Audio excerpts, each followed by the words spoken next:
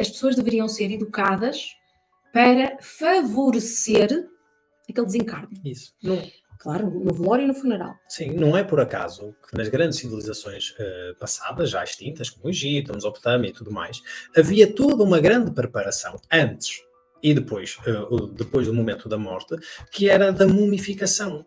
E o que é que as pessoas colocavam lá o quê? Os grandes sacerdotes e tudo mais preparavam já o momento da morte e colocavam objetos simbólicos, não é? Representativos daquilo que depois a alma iria necessitar no outro lado do véu, não é? No pós-morte. E isso era para quê?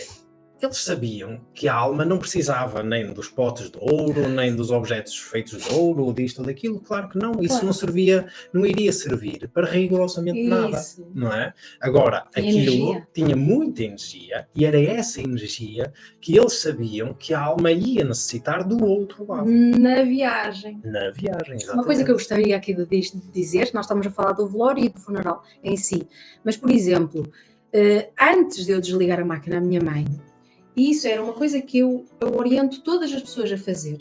Se caso estejam numa situação em que a pessoa esteja muito doente, esteja em coma e seja irreversível, ou a pessoa já tenha falecido e esteja ali naquele momento, e vocês estejam com ela já morta, é muito importante falar com a pessoa. O que eu fiz ali, o Micael ficou a orar, porque a oração do Micael serviu uma coluna de luz, fez uma coluna e uma egrégora de luz, porque com ele também oram outros seres em conjunto, e criamos ali quase como se fosse uma redoma de vidro, uma cápsula, para que nada denso se aproximasse no momento em que eu estaria a dar uma terapêutica à minha mãe, para orientar os passos todos que ela deveria dar para sair do corpo e para não tornar aquilo muito difícil para ela. Porque com certeza, não é? Ter assim um AVC fulminante já foi dor suficiente, ela já estava em coma induzido e já foi dor suficiente para ela, para o corpo dela, para a alma dela e para tudo aquilo que ela tivesse que processar. Então, sendo assim, eu fiz uma terapia à minha mãe, eu fiz uma psicoterapia, uma orientação e uma condução para, olha, agora aconteceu isto. Porque a alma, como diz aqui o nosso querido Salim, a alma, quando morre, no pós-morte, ela fica obnubilada, muitas vezes ela não percebe o que está a acontecer. Então é muitíssimo importante nós sempre relembrarmos, falarmos com a alma, olha, eu estou aqui, quero-te dizer que tu deves fazer isto, aconteceu isto, agora não vais voltar ao corpo, agora é a hora de seguir, vou-te dizer o que deves fazer, e se encontrares aqueles lugares escuros, se encontrares, eu estou agora a dizer isto de forma muito soft, muito suave, para orientar a alma o mais possível, para dizer assim, espera aí, alguém me está a relembrar, foram as palavras de alguém que me relembrou, que me orientou. Claro que essa alma tem e vai ter uma equipa de auxílio a ajudá-la, a orientá-la. Nem sempre ela pode estar desligada e obnubilada, pode estar em coma do outro lado também, mas ainda assim ela tem. Mas por consciência também me coube a mim essa orientação. Então, orientar a alma, seja nesse momento, seja durante o velório, seja durante... Aliás, o velório tem um fundamento, que é o fundamento de guardar o corpo. Isso. Guardar o corpo é muito importante. Era um grande ritual que antigamente os xamãs faziam, não era? Seja no ritual da morte ou então, quando era necessário fazer uma viagem astral, guardavam, havia sempre um xamã que se permanecia vivo em oração para guardar energeticamente aquele corpo. Caso contrário, qualquer tipo de entidade astral ou até outras almas podiam se apoderar daquele corpo e utilizá-lo a seu belo prazer. Exatamente. Por exemplo, já falamos algumas vezes sobre o falecimento do teu pai, não foi? Que também foi de repente, foi assim muito rápido, foi numa questão de uma semana ou assim uma coisa do género, não é? E faleceu de cancro, um cancro que de repente estava espalhado por todo o corpo e primeiro deu entrada no hospital, uma semana depois estava a falecer. Então essa notícia foi assim um embate, né, grande.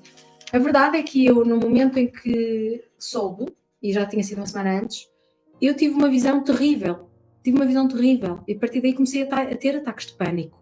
E eu tive ataques de pânico durante quase um ano depois do falecimento ou depois da notícia de que ele tinha dado a entrada no hospital e que tinha um cancro que se tinha espalhado pelo corpo todo.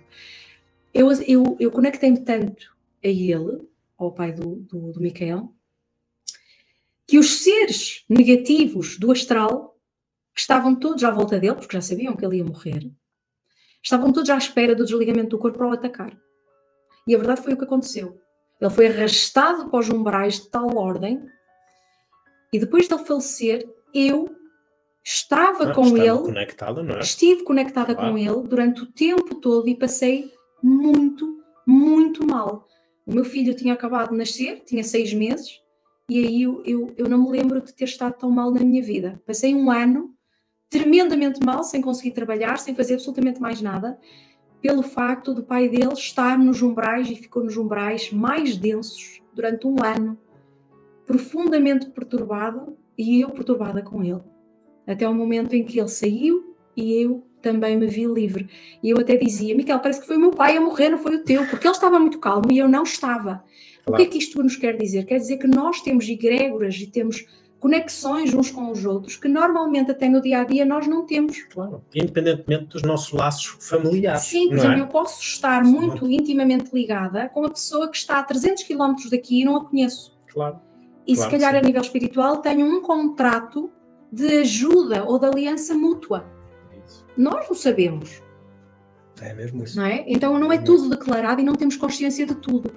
Então foi de facto muito importante essa ideia dos seres trevosos estarem à espera que ele saísse do corpo para o poderem atacar, e da agonia que ele viveu, do pânico que ele viveu, e o qual eu acompanhei e o qual eu sofri profundamente e não consegui trabalhar, e tivemos bastantes perdas na nossa vida por esse acontecimento. Também por esse motivo. Também por esse motivo, sim.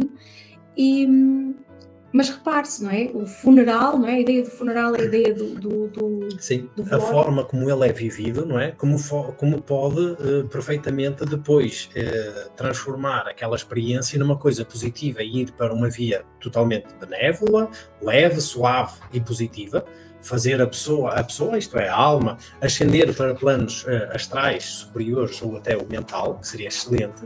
Ou então, de contrário, poder permanecer nos umbrais. E aí sim, depois é um caminho penoso, que tal como nós estivemos a falar já na live anterior,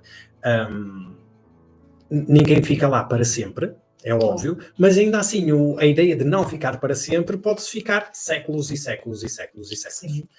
Ou seja, é um lugar de sofrimento e de pena constante. E quem está conectado a isso, não é? Devido às suas escolhas e às suas atitudes ao longo da vida, sejam elas conscientes ou não, depois no final, devido ao pesar do nosso coração, tal como o São Miguel Arcanjo, não é, que falamos há pouco, a consciência sabe que pertence a um lugar e não ao outro. Isso. Se no momento deste desligamento do funeral ou do velório, as pessoas que estão em torno não fizerem o favor, a ajuda de ajudar esta alma, potenciando boas energias, boas emoções, boas memórias daquilo que são as coisas boas que a pessoa fez, porque ninguém só fez coisas más durante a vida. Claro. Toda a gente também fez coisas boas e fez coisas más. E nesse momento nós devemos, num exercício hercúleo, quando a experiência é menos positiva, nós devemos nos lembrar das coisas boas. Nós devemos estar a vibrar nessas memórias, de forma a que hajam uma proteção espiritual para que possam vir equipas de auxílio ajudar neste despertar da consciência que acabou de fazer o desligamento do corpo, para poder prosseguir para outras instâncias. Porque não acabou ali. A caminhada deste pós-morte não termina ali, no desligamento do corpo. Há outras etapas. Só que se não houver uma egrégora de paz, de relativa simpatia, de boas energias ali, quem vem não são as equipas de auxílio, são equipas trevosas.